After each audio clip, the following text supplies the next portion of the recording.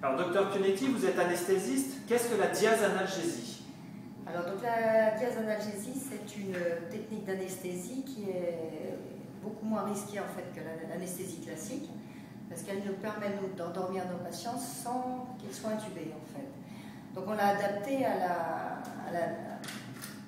la chirurgie plastique. Et donc c'est une combinaison de deux molécules en fait. Un hypnotique qui permet de faire dormir le patient, qui est une benzodiazépine, et un morphinique qui permet d'enlever la douleur et de le soulager.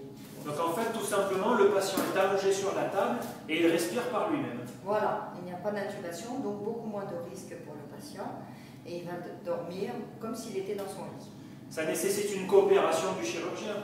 Voilà, cette technique ne peut se faire qu'avec l'aide du chirurgien. Nous, on commence à endormir le patient, il se relaxe, il dort complètement.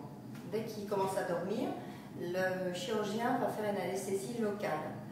Donc le patient ne sent pas évidemment l'anesthésie locale, mais cette anesthésie va nous permettre à nous de pouvoir le faire dormir sans l'assommer en fait. Il faut qu'il va dormir juste ce qu'il faut pour pouvoir supporter l'intervention sans problème. Et en fait, c'est une prise en charge qui commence dès que le patient est en chambre. Oui, dès le début, en fait, lorsque le patient arrive dans sa chambre, on lui pose un petit cathéter et on injecte déjà un produit qui va lui permettre d'être relaxé. C'est une prémédication.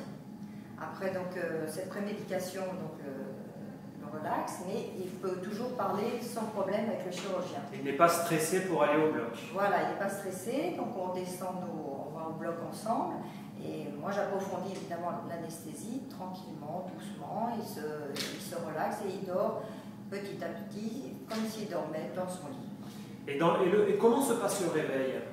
Le réveil se passe tout en douceur en fait, puisque le patient a l'anesthésie locale du chirurgien. Donc quand il se réveille, il n'a pas du tout mal.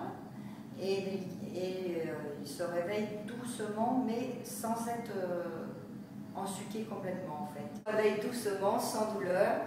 Et après, dans l'après-midi, il va dans sa chambre. Voilà, donc moi je le garde 1 heure ou 2 minimum en salle de réveil, je surveille que tout va bien, qu'il n'a pas mal, qu'il n'y a aucun problème au niveau de la chirurgie. Dès que le patient est bien, j'autorise l'infirmière à le remonter dans sa chambre et il y passe l'après-midi.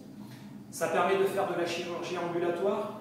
Voilà, donc en fait nous on a des produits justement adaptés à la chirurgie ambulatoire.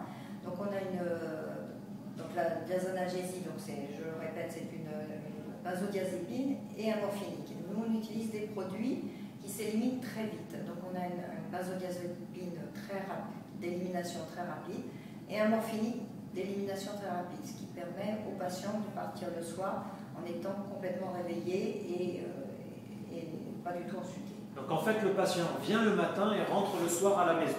Voilà. Donc le soir, évidemment, il faut qu'il y ait quelqu'un qui vienne nous chercher. Et il ne doit pas passer quand même la nuit tout seul, ça c'est impératif. Mais ce n'est pas parce qu'il y a un risque, mais il faut que le patient soit entouré pour les commodités, pour les oncologies, pour... voilà. Bon, ça c'est pas terrible, c'est pas ça.